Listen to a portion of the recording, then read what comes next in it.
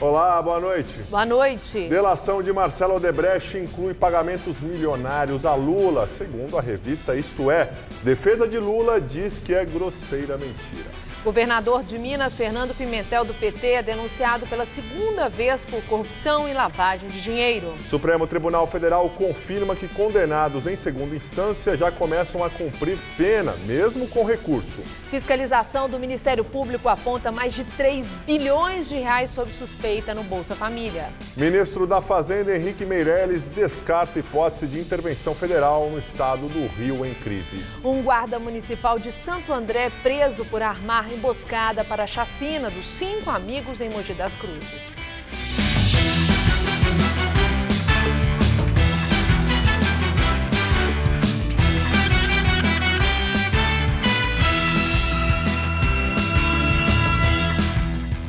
Corpo de Jones Ferreira Januário é identificado após exame de DNA. Ele e mais 4 jovens foram encontrados mortos depois que o grupo desapareceu em outubro. Um GCM de Santo André foi preso e confessou o envolvimento no caso. A investigação não descarta que outros agentes da Guarda Civil Municipal e até policiais militares possam ter relação com o crime.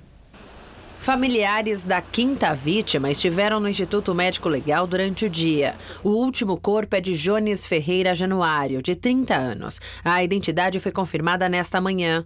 À tarde, familiares se reuniram com funcionários do IML Central e representantes do Conselho de Defesa da Pessoa Humana, o CONDEP.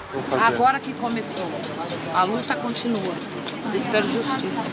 Hoje nós chegamos aqui e ficamos sabendo que o quinto corpo também já chegou o resultado do DNA, já foi reconhecido e que agora eles estão cuidando dos trâmites para o sepultamento. Jones e mais 4 jovens desapareceram no dia 21 de outubro. Os corpos dos 5 foram encontrados no último domingo, em uma mata em Mogi das Cruzes, na região metropolitana de São Paulo. Dos 5 jovens com idades entre 16 e 30 anos, somente Jones, o motorista do grupo, não tinha antecedentes criminais.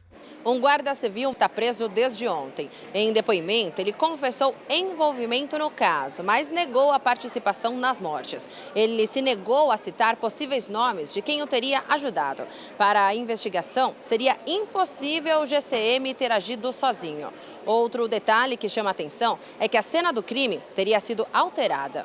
No local onde os corpos foram encontrados, havia cápsulas de armas .40 e calibre 12, de uso de agentes da GCM e também da Polícia Militar. O delegado entendeu por bem entrevistar novamente a pessoa que trabalhava no sítio que havia encontrado os corpos. Segundo ele, o patrão avisou, teria ligado, enfim.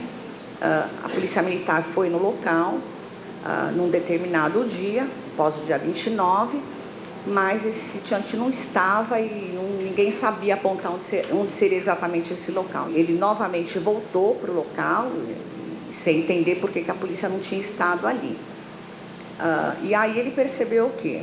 Que o local já não estava como ele havia observado anteriormente. Essa questão, ela está sendo já apurada, né? Porque o encontro dos cadáveres poderia ter ocorrido dias antes, né, do que realmente acabou acontecendo depois, e isso por conta aí de um trabalho não muito adequado realizado pelos patrulheiros que ali compareceram.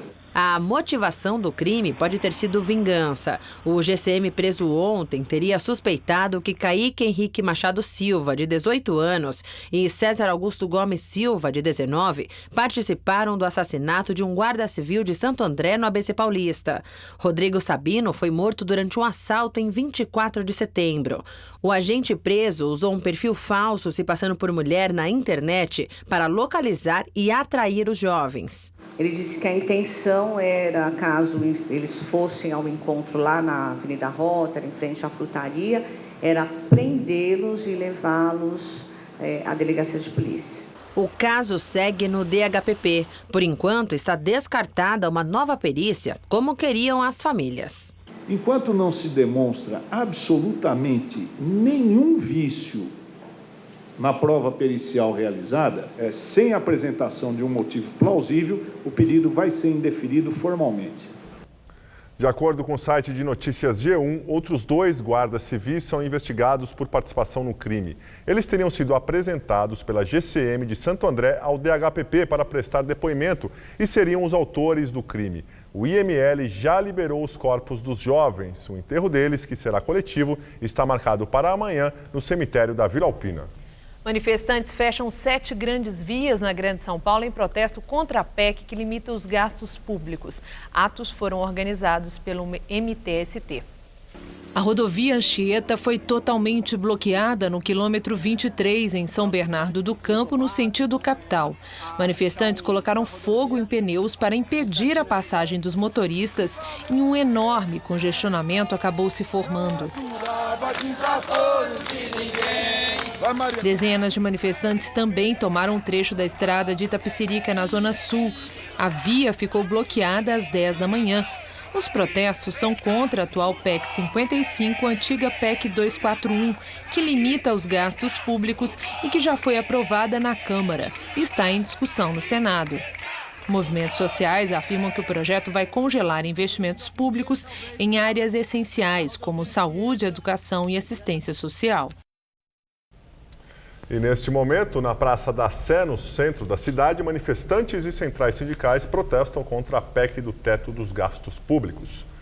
O repórter Luciano Penteado acompanha e tem mais informações. Luciano?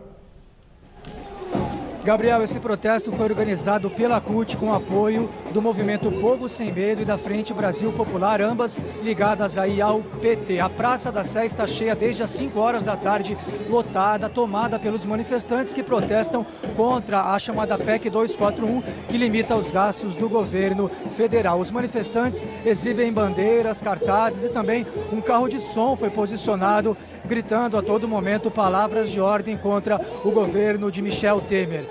Mais cedo, aqui na capital paulista, outro grupo se concentrou na Avenida Paulista. O trânsito por lá ficou complicado. Esse grupo interditou a Paulista, depois desceu a Avenida Brigadeiro Luiz Antônio e veio em direção ao centro da cidade. Se encontrou aqui com este grupo maior que permanece aqui na Praça da Sé. O mesmo aconteceu em outro ponto aqui de São Paulo, na Praça da República. Um terceiro grupo de manifestantes também fez uma pequena passeata aqui em direção à Praça da Sé e todos se encontraram aqui e estão neste momento fazendo este protesto. Vários sindicatos participam deste ato, por exemplo, dos metalúrgicos, dos bancários, dos enfermeiros e também dos professores. Essas entidades rejeitam a reforma na Previdência e também são contra. Essas entidades, esses sindicatos, elas são contra o projeto de terceirização que está em curso no governo. Bem, eu conversei mais cedo com o presidente nacional da CUT, Wagner Freitas, e ele disse pra gente que, inclusive, a entidade estuda uma greve geral dessas entidades, caso essas propostas venham a prosperar lá em Brasília. No entanto, ele não colocou uma data, não confirmou um prazo para que essas paralisações aconteçam, mas disse que é mais provável que essa eventual greve fique para o ano que vem. Voltamos aí ao estúdio. Obrigada, Luciano, pelas suas informações. Em delação premiada, Marcelo Odebrecht afirma que entregou propina em dinheiro vivo ao ex-presidente Lula. As informações foram publicadas pela revista Isto É. A defesa de Lula diz que é uma grosseira mentira. Segundo a reportagem, Marcelo Odebrecht disse à Força Tarefa que a propina em dinheiro vivo foi entregue a Lula quando ele não era mais presidente. A maior parte entre 2012 e 2013. A revista não diz qual foi a quantia em espécie, apenas que teria vindo de um montante de 8 milhões de reais, valor que a Polícia Federal afirma que Lula recebeu da empreiteira por suposta participação em esquemas de corrupção. A reportagem também não detalha em quais circunstâncias o repasse em dinheiro teria ocorrido. A Isto É afirma que se baseou no que ouviu de pessoas que tiveram acesso ao depoimento do ex-presidente da empreiteira. Segundo a revista, o dinheiro teria saído do setor de operações estruturadas da Odebrecht, conhecido como Departamento da Propina. Em troca, ainda segundo a Isto É, Lula teria atuado, usando a influência do cargo que ocupou, para aprovar projetos e liberar recursos junto ao BNDES para obras da empreiteira no exterior. Ontem e hoje, o ex-presidente Lula participou em São Paulo da reunião do Diretório Nacional do PT. Lula não falou com os jornalistas. O presidente do partido, Rui Falcão, disse que a delação sem documentos não é prova. Elas precisam ser acompanhadas de comprovação material documental. Então, é mais uma de tantas denúncias ou delações que vêm tentando envolver o presidente Lula, todas elas sem nenhuma comprovação. Uma simples declaração vira instrumento de acusação e de julgamento final. Em nota, por meio da assessoria, o ex-presidente Lula afirma que a reportagem é uma grosseira mentira, que traz apenas um enunciado vago e falso atribuído a uma suposta delação que estaria sob sigilo, algo impossível de ser checado do ponto de vista jornalístico. O ex-presidente afirma que está tomando medidas judiciais contra os autores e os donos da revista Isto É. Lula já é alvo em 3 ações penais. Em Curitiba, o processo envolve o triplex em Guarujá e o armazenamento do acervo presidencial bancado pela OAS. No Distrito Federal, ele é acusado de tentar comprar o silêncio do ex-diretor da Petrobras, Nestor Cerveró, e em outra ação penal que envolve financiamentos do BNDES para obras da Odebrecht em Angola. Segundo a Isto É, as delações da Odebrecht devem implicar também a ex-presidente Dilma, membros do governo Temer, além de deputados, senadores e governadores de diversos partidos. De acordo com a publicação, a empreiteira pagou um total de 7 bilhões de reais de propinas no Brasil e no exterior. E na reunião que aconteceu durante 2 dias aqui em São Paulo, o PT decidiu mudar alguns critérios para a escolha de lideranças da legenda. O futuro presidente do partido, que irá substituir Rui Falcão no cargo, não será mais escolhido por eleição direta. A nova regra, os filiados do partido vão escolher dirigentes municipais e delegados que participarão dos congressos estaduais. Esses delegados vão escolher os representantes que irão participar do Congresso Nacional do PT, que vai eleger o presidente da legenda. A eleição por meio de delegados acontecerá nos dias 7, 8 e 9 de abril do ano que vem. O novo presidente do PT terá 2 anos de mandato. Procurador-Geral da República, Rodrigo Janot, responde à declaração do ex-presidente Lula, que ontem disse ser vítima de um pacto quase diabólico entre o juiz federal Sérgio Moro, a imprensa, a Polícia Federal e o Ministério Público. Janot disse, abre aspas, nós vivemos num país livre em que o direito de crítica e manifestação é assegurado na Constituição. Ele tem todo o direito de externar crítica. O que posso dizer é que não sou religioso, fecha aspas. Supremo Tribunal Federal confirma que pena de prisão já começa a ser cumprida após condenação em segunda instância, ainda que existam recursos possíveis. Em outubro, ao julgar 2 ações específicas, a maioria dos ministros já havia decidido pelo cumprimento da pena de prisão antes do chamado trânsito em julgado, quando não cabe mais nenhum recurso. Em seguida, foi aberta uma votação virtual para que os ministros se manifestassem sobre a repercussão geral da decisão, ou seja, para que o mesmo entendimento fosse aplicado em qualquer caso. Na noite de ontem, o resultado foi definido. Por 6 votos a favor e 4 contra, o STF decidiu estender a orientação a todas as instâncias do Judiciário. O voto da ministra Rosa Weber foi o único não divulgado, mas não vai alterar a decisão final. Direto de Brasília, Josias de Souza fala sobre essa decisão do STF. A decisão do Supremo Tribunal Federal é revolucionária. Ao confirmar que vale para todas as ações penais que tramitam no Judiciário, o entendimento segundo o qual as penas devem ser executadas a partir de um julgamento da segunda instância, o Supremo aproximou os criminosos ricos e poderosos da cadeia. Acabou aquela história de que xadrez no Brasil é só para pobres, negros e prostitutas que não têm dinheiro para contratar bons advogados. Abre-se a perspectiva de exterminar a farra dos recursos infindáveis que retardava o cumprimento das penas até a prescrição dos crimes. Agora, condenados ricos podem conhecer mais de perto um mundo frequentado por suspeitos pobres. Há no Brasil quase 700 mil presos. Desse total, cerca de 40% são presos temporários. jogados em celas superlotadas, estão atrás das grades sem julgamento, alguns há mais de uma década, segundo constatou o levantamento do Conselho Nacional de Justiça. Enquanto isso, condenados endinheirados usufruíam do direito de aguardar pelo julgamento dos seus recursos em liberdade. O novo entendimento do Supremo apavora os políticos encrencados na Lava Jato. Tome-se o caso de Lula. Há em Curitiba, por enquanto, 2 inquéritos envolvendo o pajé do PT. Um deles, em estágio relativamente avançado, trata do caso do sítio de Atibaia, usado por Lula e reformado por um consórcio informal que inclui uma empresa do companheiro pecuarista José Carlos Bonlai, a Odebrecht e a OAS. Se Lula for condenado por Sérgio Moro, ele vai recorrer ao Tribunal Regional Federal da 4ª Região, que fica em Porto Alegre. Ali, as sentenças do juiz da Lava Jato vêm sendo sistematicamente confirmadas. Se uma eventual condenação de Lula for mantida, o ex-presidente e os seus planos de concorrer ao Planalto em 2018 podem parar na cadeia. Boa noite. O presidente Michel Temer informou ao juiz Sérgio Moro que vai prestar depoimento sobre o ex-deputado Eduardo Cunha por escrito. Temer foi arrolado como testemunha de defesa pelos advogados de Cunha. Em setembro, Cunha foi preso na Operação Lava Jato no mês passado. O ex-presidente Lula também foi apontado como testemunha de defesa e deve ser ouvido por videoconferência. Relatório da Receita Federal mostra que a empresa do ex-ministro Antônio Palocci recebeu 81 milhões de reais.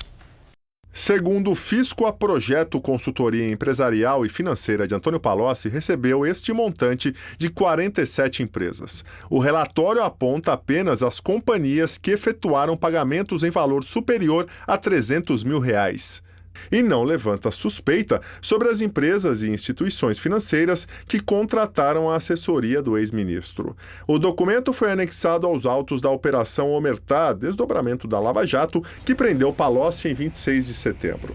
Fundada em 2006, a empresa do ex-ministro rendeu entre 2007 e 2015 pouco mais de 12 milhões de reais de lucro ao petista, segundo a Receita Federal.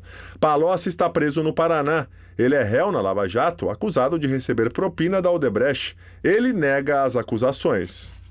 Pela segunda vez na Operação Acrônimo, Procuradoria-Geral da República denuncia o governador de Minas Gerais, Fernando Pimentel, do PT.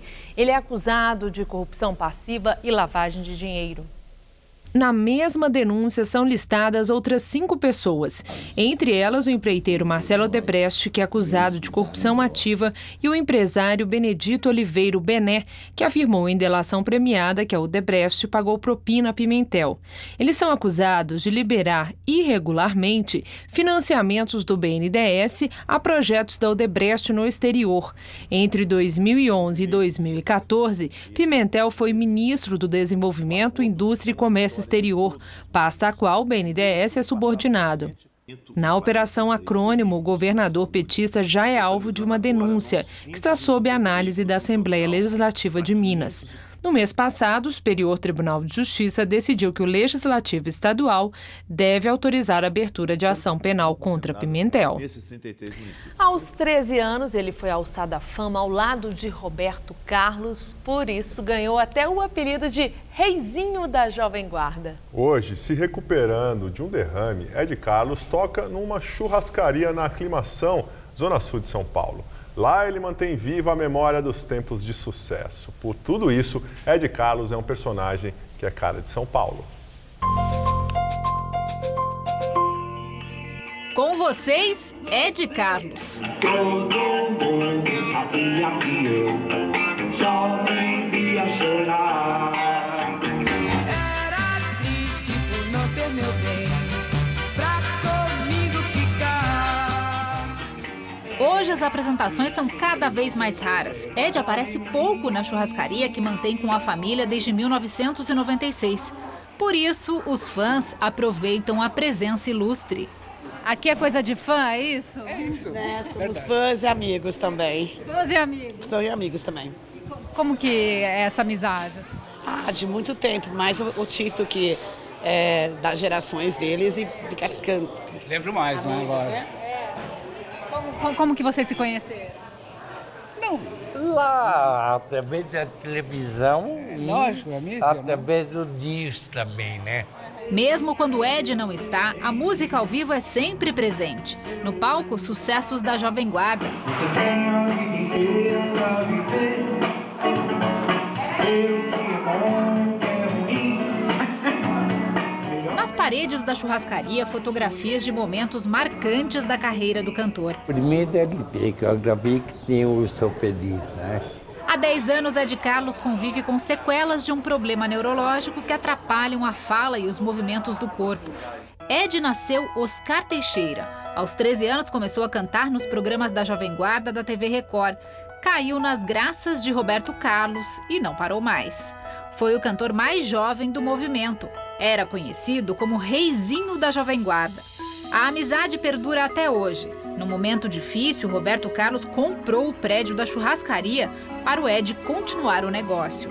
Ele fez isso por quê? Porque ele deve achar, ele deve gostar de mim, né? Sou muito grato por tudo isso aí.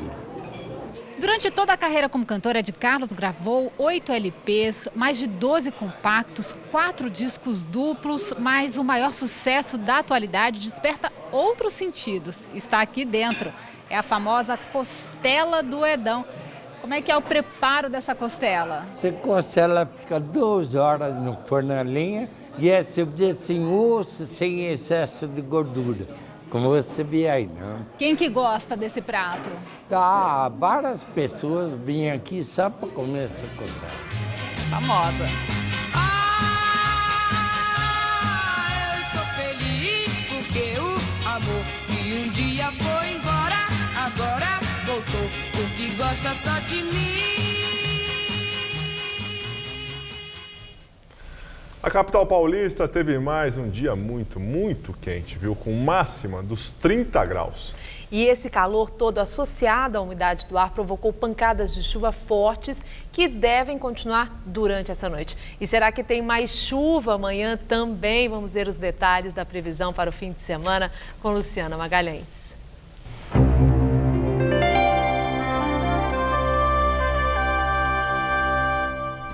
Amanhã o tempo fica instável na maior parte do país, ou seja, o sol aparece, mas a chuva está garantida.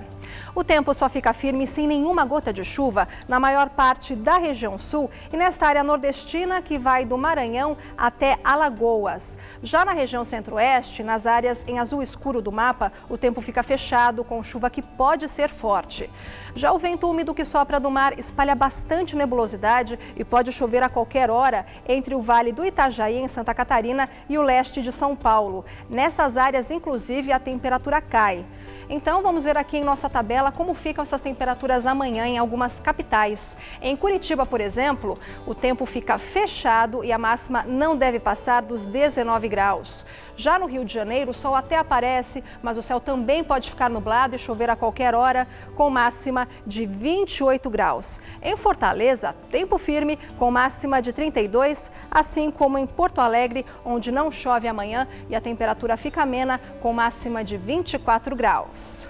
Vamos ver agora o mapa do estado de São Paulo, onde teremos praticamente duas situações. No interior, calor com ar abafado e risco de temporais, principalmente à tarde. Já mais no sul e também na faixa leste, o sol aparece intercalado com períodos de céu nublado e chuva a qualquer hora, com queda na temperatura. Em Marília, máxima amanhã de 28 graus.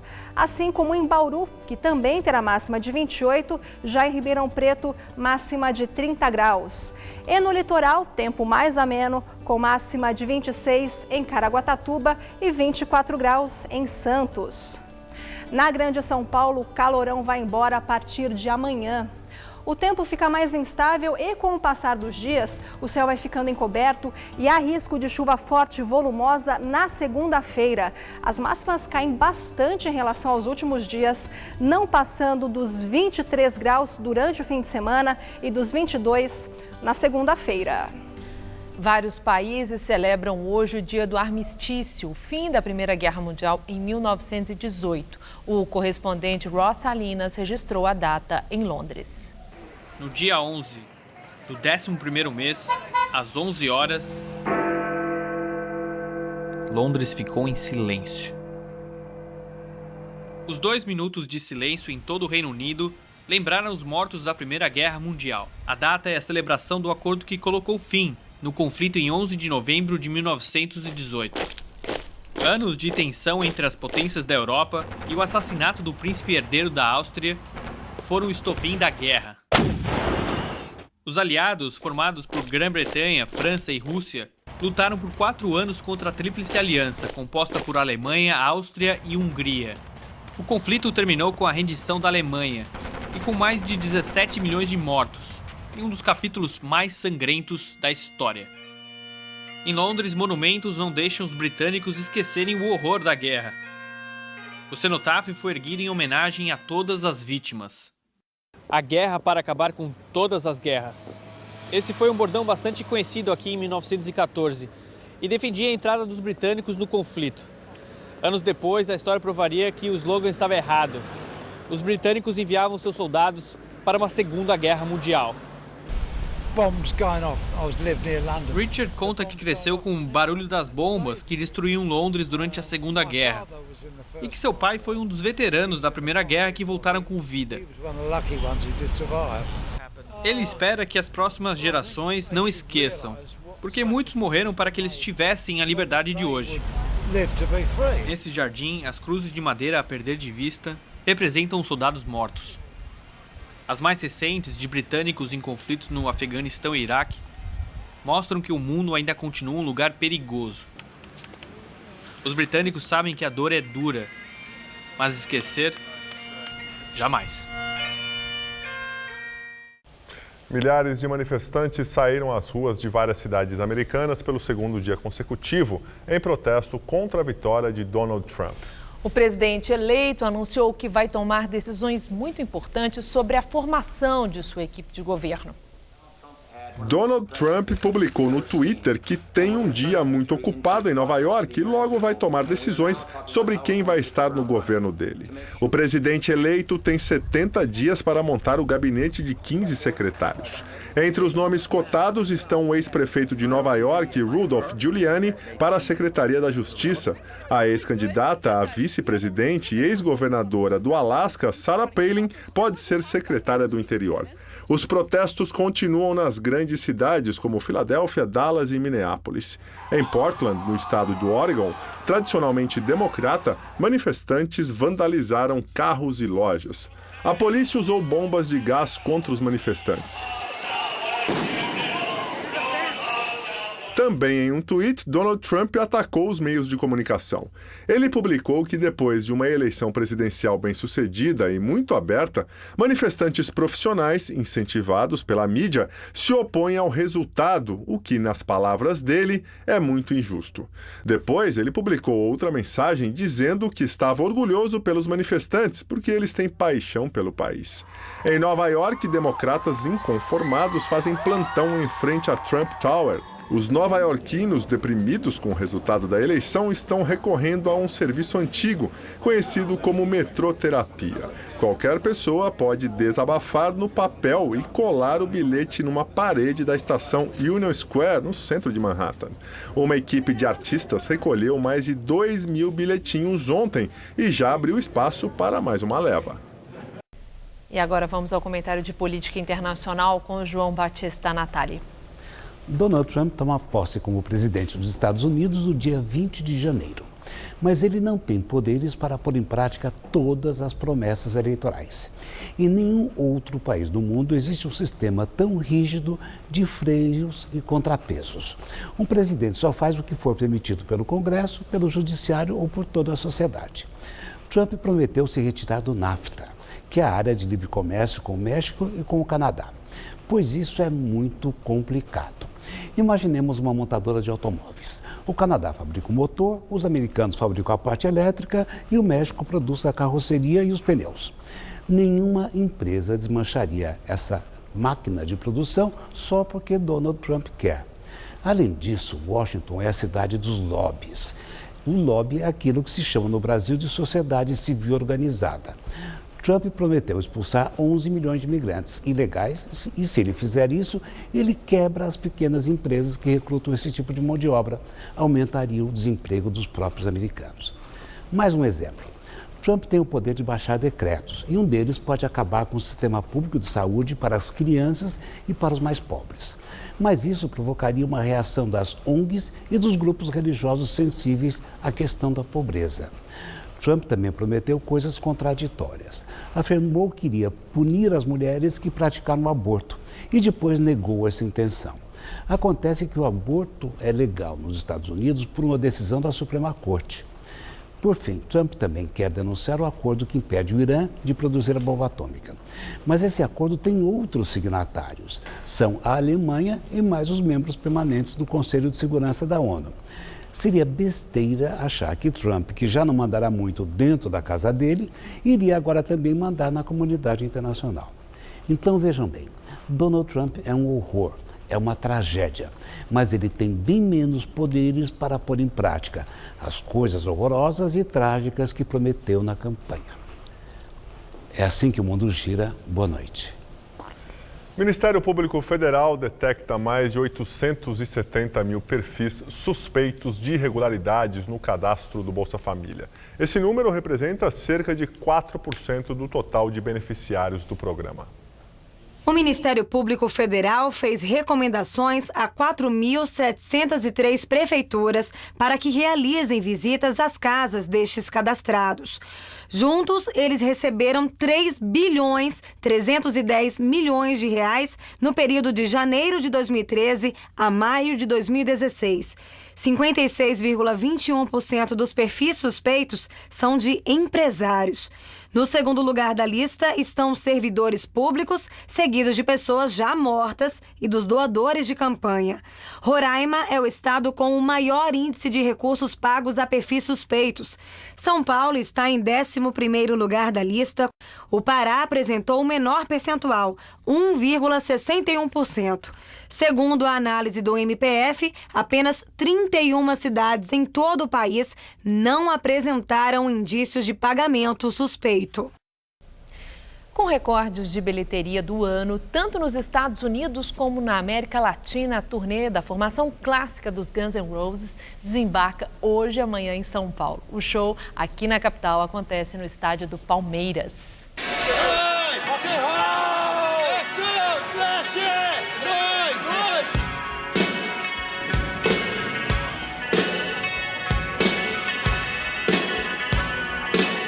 Teve gente que chegou bem cedo para o show e deixou até o trabalho em segundo plano. Vocês chegaram meio-dia ontem para poder vir para o show hoje. É, correto.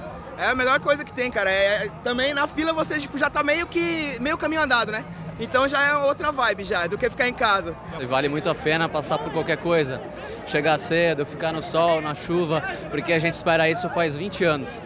Né? 23 anos mais exatamente, né? Só de ver o Slash, o Axl dividindo o palco, é uma coisa que realmente não era para esperar nessa vida de novo. E todo sacrifício é pouco. O grupo de Blumenau, em Santa Catarina, viajou 11 horas para estar aqui. É cansativo. Eu já viajo à noite, que a galera pode vir dormindo um pouquinho, mas mesmo assim é complicado. Então você chega aqui, tem que almoçar e já ir para a fila, pega esse sol. Sorte da galera que tem o motorista Getúlio. Agora a gente vai tirar aquela semequinha tranquilo para descansar, para poder retornar, né? Logo que acabar o show. Acabou o show, a gente já está retornando.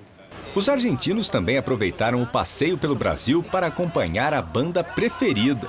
O amor pelo grupo está na pele. Eu adoro eles, é uma paixão que a minha mãe, meu pai, escutava muito desde que eu era criancinha, tá? O Guns N' Roses foi formado em 1985 pelo vocalista Axl Rose, os guitarristas Slash e Izzy, o baixista Duff e o baterista Steven Adler. Durante a carreira, o quinteto lançou 6 álbuns. O grupo tocou pela primeira vez no Brasil em 1991, quando participou do Rock in Rio 2. E toda essa euforia e a ansiedade dos fãs para poder rever a banda tem uma boa justificativa. É que Axl, Slash e Duff estão juntos novamente depois de 23 anos. desde o último show com a formação clássica. James ainda nem tinha nascido quando a banda original terminou. Vai ser uma oportunidade única. É ir chorar, né? Porque é emocionante. Você fica empolgado 1, 2 semanas antes, ali só escuta, fica imaginando como vai ser, chega na hora é melhor ainda. Tá com o ingresso na mão, agora pegar a pista premium e correr lá pra ver Guns N' Roses.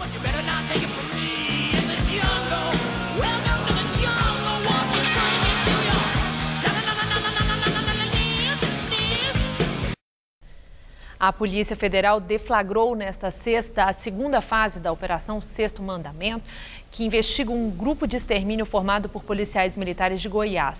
O nome da operação é uma referência ao sexto mandamento da Bíblia, não matarás. De acordo com a denúncia, os militares agiam a mando de fazendeiros e empresários da região. Para a Polícia Federal, o comandante de policiamento da capital da Polícia Militar de Goiás, o tenente-coronel Ricardo Rocha, seria um dos chefes da quadrilha. Os PMs receberam cerca de 30 milhões de reais pelos crimes. A suspeita é de que o grupo tenha feito mais de 100 vítimas desde 2010. Entre os mortos estão crianças, adolescentes e mulheres sem qualquer envolvimento com crimes. Hoje foram cumpridos 3 mandados de prisão temporária e 17 de condução coercitiva quando uma pessoa é levada para depor. O chefe do Comando de Policiamento da Polícia Militar de Goiás, Ricardo Rocha, estaria envolvido nos crimes. Ele já havia sido preso por 4 meses na primeira fase da operação, deflagrada em 2011. Em 2014, foi a júri popular pela morte de Marcelo Coca da Silva, ocorrida 10 anos antes, mas foi absolvido. Na primeira fase da operação, foram presos 19 PMs. Na entrevista do dia com Maria Lídia Flandoli, o tema é a repercussão da eleição de Donald Trump. Quem faz a análise é Alberto Pfeiffer, professor colaborador do Instituto de Relações Internacionais da USP e membro do Grupo de Análise da Conjuntura Internacional, também da Universidade de São Paulo. Muito obrigada, professor. Já foi feita muita análise sobre as razões da eleição de Donald Trump, que se apresentou com um discurso agressivo, xenófobo, racista, nacionalista no extremo, homofóbico. E houve ali aquele resultado. Eu quero saber, no seu entender, o que foi que pesou mais para o sucesso eleitoral de Trump? Foi o fato de ele ser um candidato contrário ao sistema político tradicional. A denúncia dele de que Washington é um lugar contaminado por interesses particulares das grandes corporações e dos políticos que dominam a Casa Branca, o Capitólio, há muitas décadas, a retomada desse poder pelo povo americano, pelo povo tradicional americano, os brancos do meio oeste, os operários, os trabalhadores das indústrias que têm enfrentado muito desemprego. Esse discurso repercutiu muito junto a essas pessoas, ser contra o sistema, e foi o que deu a eleição para Trump. Agora, muito interessante essa questão do discurso, né? O descompasso entre o discurso de campanha, os discursos de campanha e o discurso logo após ser eleito, quando ali nós vimos um Trump conciliador, né? Falando em governo justo, chamando aqueles que foram contra ele a colaborar, vou governar para todos, falando que está aberto para parcerias.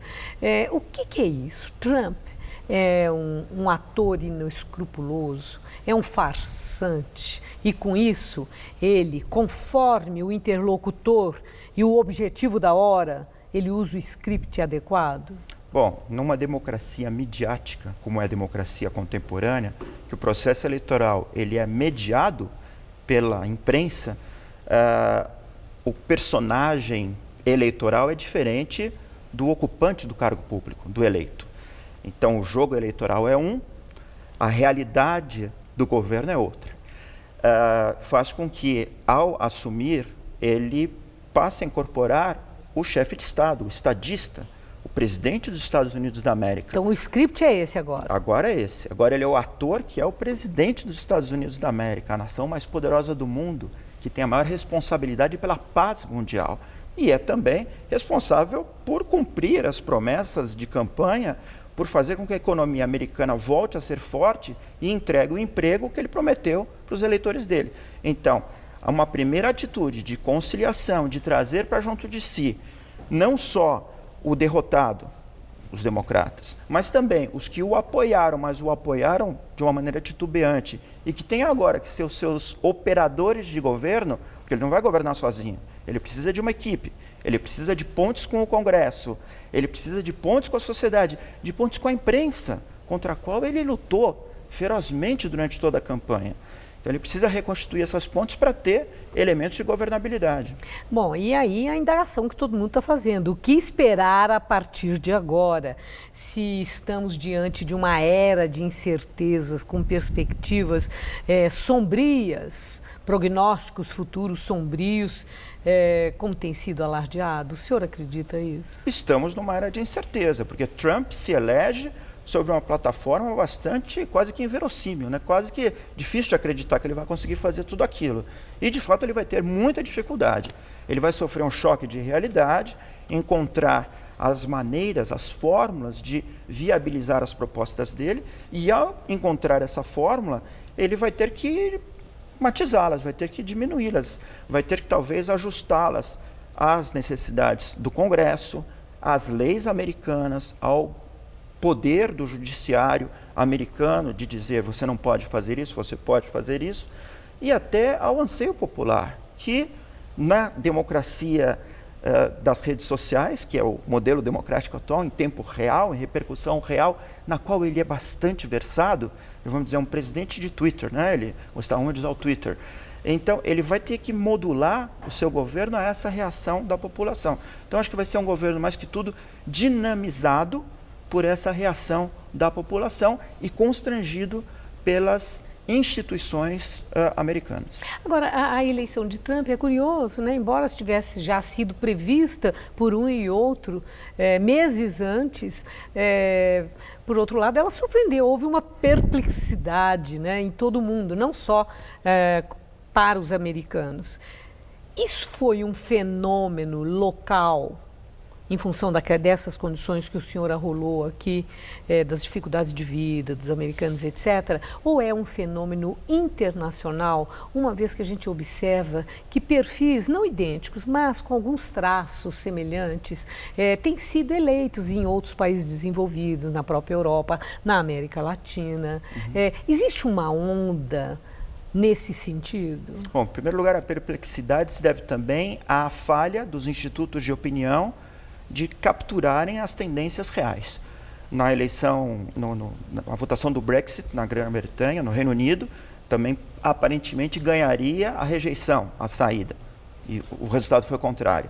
O Plano Colômbia agora, de paz, também indicavam os institutos de pesquisa a vitória do sim, e ganhou o não. E agora com Trump, todas as projeções indicavam Hillary Clinton como a vencedora. Então, há um problema metodológico. Os institutos de pesquisa não estão fazendo o trabalho direito. Subestimaram o eleitor envergonhado? Acho que usaram má estatística, operaram mal os instrumentos poderosos que a estatística dispõe a eles. Aí tem que se rever esse negócio, esse mercado.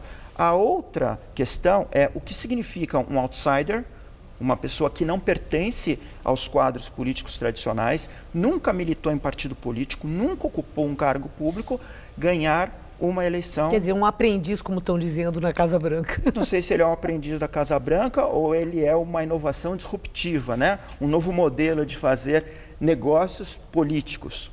Agora, professor, a última questão para o Brasil. O que isso significa? Não muda nada em relação ao Brasil, como disse o presidente Michel Temer? Num primeiro momento, pouco afeta o Brasil diretamente. A relação bilateral é uma relação de pouca importância para os Estados Unidos, não é prioritária. A relação bilateral é uma relação hoje organizada em torno de comércio, de alguns temas de políticas públicas que não são afetados pela mudança do presidente americano.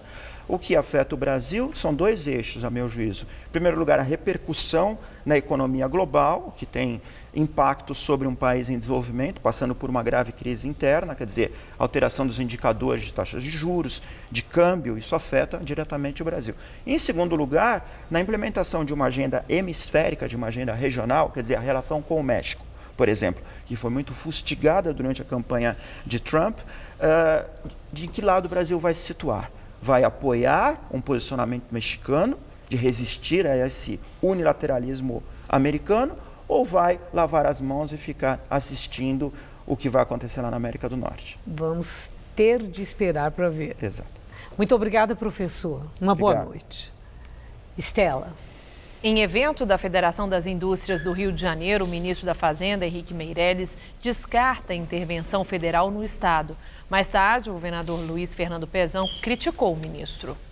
Segundo Meirelles, a intervenção não vai ser decretada porque os efeitos seriam piores do que as possíveis soluções. Existem efeitos importantes, sejam efeitos financeiros para a União, sejam efeitos também de ordem constitucional e do Congresso. E segundo, que é muito importante, que o presidente, para decretar, ele não decreta apenas se ele tiver ou não vontade. Existem definições constitucionais que justifiquem ou dão base para a intervenção federal.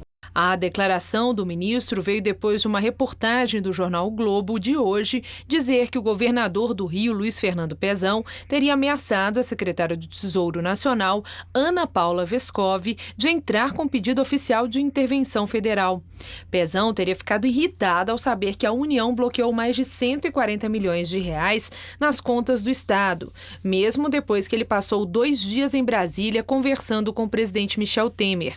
Após rebater Pezão, Meirelles disse que o governo analisa a possibilidade de ajudar o Rio de Janeiro e contou que uma delas seria tomar empréstimos com bancos internacionais, dando como garantia receitas futuras provenientes da exploração de petróleo no estado. Existem estados também numa situação muito difícil. Agora, a situação do Rio é a mais emergente, a mais dramática, a que está, de fato, mais aguda. Nesta tarde, Pezão comentou as declarações de Meirelles. Afirmou que o empréstimo ajudaria muito, mas disse que já tinha pedido ajuda semelhante ao Planalto faz tempo. Tinha uma série de iniciativas que eu estou há 1 ano e meio pedindo ao Tesouro Nacional. Eu acho que finalmente, então, aceitaram a nossa proposta, porque é para nós realizarmos a travessia desse momento enquanto aprova as nossas medidas. Se eu tivesse conseguido isso antes, o Estado do Rio não teria passado por esse problema. Depois de subir quase 5% ontem, o dólar voltou a apresentar comportamento volátil no pregão de hoje, ainda como reflexo da eleição de Donald Trump como presidente dos Estados Unidos. A moeda americana quase se valorizou 3,5% pela manhã, mas depois cedeu com as intervenções do Banco Central e terminou o dia valendo R$ 3,39, alta de 0,92%. Esse é o maior valor de fechamento desde 27 de junho. A Bolsa de Valores de São Paulo também teve mais um dia de forte volatilidade, mas com tendência negativa de queda. A queda ficou mais intensa à tarde, o que fez a Bovespa fechar pouco acima dos 59 mil pontos, com recuo de 3,3%. E agora vamos ao comentário de economia com Vinícius Torres Freire. A gente não costuma ligar muito para o que acontece na economia mundial, mas a gente nota que alguma coisa séria pode ter acontecido lá fora quando o preço do dólar dá pulos. Pois então, o dólar deu um pulo grande. No mês passado, na média, tinha ficado abaixo de R$ 3,20. Em 3 dias, esbarrou nos R$ 3,40.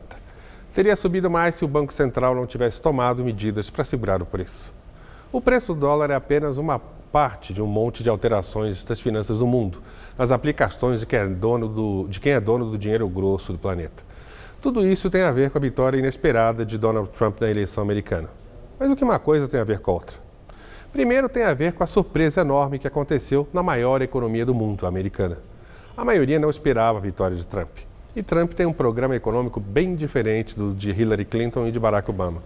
Por exemplo, ele promete reduzir impostos um montão e gastar mais em obras. Isso aumenta a dívida do governo americano. Como a gente costuma dizer aqui, mais dívida, juros mais altos. Por lá. Se os juros sobem por lá, tendem a ficar maiores no resto do mundo. O dinheiro fica mais caro e escasso também para o Brasil. Menos dinheiro vai para países em economias chamadas de emergentes, ainda meio pobres. Com menos do dinheiro do mundo aqui, o dólar sobe. É um sintoma da desordem. Além disso, Trump é, para dizer o mínimo, meio amalucado. E seu programa também. Ninguém sabe muito bem o que ele vai fazer de fato no governo. Isso se chama incerteza. Na incerteza, os donos do dinheiro e até consumidores se retraem, gastam menos, se arriscam menos. esperando para ver como é que fica. Incerteza é ruim para a economia. O dólar em alta por aqui, em vários países mais pobres, é um sintoma dessa possibilidade de aumento das taxas de juros, que andavam quase a zero nos países ricos. É um sintoma também de incerteza. Na incerteza, o dinheiro também sai de lugares mais arriscados, como o Brasil. Se esse rolo durar por muito tempo, se os juros subirem demais, se o dólar ficar mais alto, enfim, tudo isso pode atrasar a recuperação econômica do Brasil. A coisa ficou tensa, infelizmente. Boa noite. As Nações Unidas alertam que o Estado Islâmico faz execução em massa e armazena em áreas civis produtos químicos para armas. Uma vala comum com mais de 100 corpos foi encontrada perto de Mossul e as execuções em massa aconteceram em dezenas de lugares. As Nações Unidas relatam que as execuções públicas foram feitas por traição e colaboração com forças iraquianas, por deserção e até pelo uso de celulares, que são proibidos. Adolescentes e meninos com cinturões de explosivos estavam sendo enviados a Mossul e mulheres sequestradas estavam sendo distribuídas para militantes ou seriam usadas como escudos humanos para comboios do Estado Islâmico. Existem também relatos de que o grupo está armazenando amônia e enxofre em áreas civis, possivelmente para o uso em armas químicas. A seguir, a vitória do Brasil no Mineirão. Nas mãos de Tite, a seleção fez 3-0 em cima da Argentina. Se quiser dicas de Nova York, eu posso dar várias. Mas no Brasil, minha dica é: tenha uma conta no Bradesco Prime, o meu banco. Porque lá eu tenho atendimento personalizado, consultoria de investimento e, é claro, serviços internacionais. Porque uma hora eu posso estar em um lugar. Logo depois, em outro. Bradesco Prime. Viver é Prime. Quem tem paixão por comunicação sabe muito bem qual faculdade escolher. Aquela que prioriza a formação ética e humanística, sem deixar de lado vivência e experiência. Porque não basta estar preparado para o mercado. É preciso estar pronto para a vida. Se você quer se formar e transformar o mundo, faça Casper Libero. Vestibular 2017. Inscrições abertas. Faculdade Casper Libero. Paixão por comunicação. A gente tá junto faz um tempão. Ele é um grude. Ciumento. Semana que vem a gente completa 3 anos de namoro. Ele vai sair de moto pra me encontrar e... ele se arrisca muito, sabe? A nossa vida vai ficar muito difícil depois do acidente. Como ele chama? Estatística.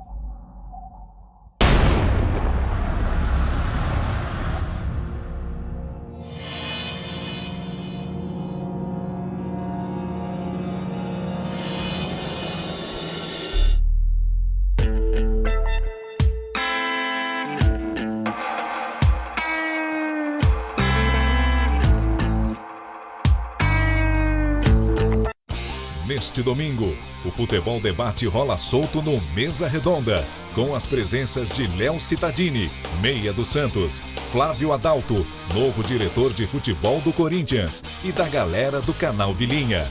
Não perca os comentários e polêmicas da reta final do Brasileirão no Mesa Redonda, neste domingo, 9 da noite.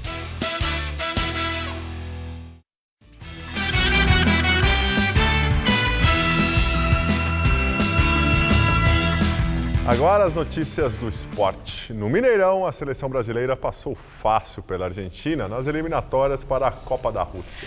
A equipe brasileira fez 3-0 nos argentinos e conquistou a 5ª vitória seguida no comando do técnico Tite. No Mineirão, Felipe Coutinho abriu o placar após receber passe de Neymar e chutar cruzado. Na sequência, Gabriel Jesus fez ótima jogada individual e deixou o Neymar livre para marcar o gol de número 50 dele com a camisa da seleção. No segundo tempo, Paulinho aproveitou o toque de Renato Augusto e definiu o placar. Brasil, líder das eliminatórias 3, Argentina 0. Nos vestiários, Neymar e os companheiros comentaram o ótimo resultado diante dos rivais sul-americanos. Jogos assim importantes sempre motiva qualquer jogador, né? Então todo mundo querendo jogar, todo mundo com disposição, e hoje fizemos um belo jogo. Nós conseguimos, depois de alguns minutos, já equilibrar a partida e fazer um bom jogo, e o mais importante, sair daqui com os 3 pontos. Ficar feliz, sim, estou feliz. Está contente? Estou contente. Estou satisfeito com o desempenho. Mas são etapas de construção para uma classificação para o Mundial. A derrota da Argentina para a seleção de Tite gerou tristeza e revolta na imprensa argentina, tradicionalmente muito passionais quando o assunto é futebol, né? Os jornais e TVs argentinos, que davam como certa a vitória de Messi e companhia em cima da seleção brasileira, hoje tiveram um dia de luto. O jornal esportivo Olé, que ontem pediu um novo Mineiraço, hoje trouxe na capa a frase "Chamem a emergência". No diário Clarim, a manchete dizia: Brasil espanca a Argentina e abre crise numa equipe muito questionada. Em todas as TVs e rádios do país, as palavras vergonha e papelão deram o tom das críticas à seleção de Edgardo Bauza. Foi baile, nos pintaram la cara. Nos pintaron la cara. Fue un resultado, podría haber sido 4, 5, 6, podría haber sido histórico. Estos tipos tuvieron piedad.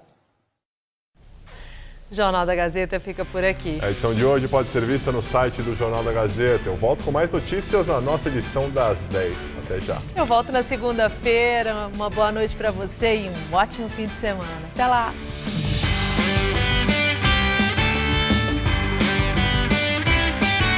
Fique na companhia de Rony Fono Todo Seu, hoje, 10h30 da noite.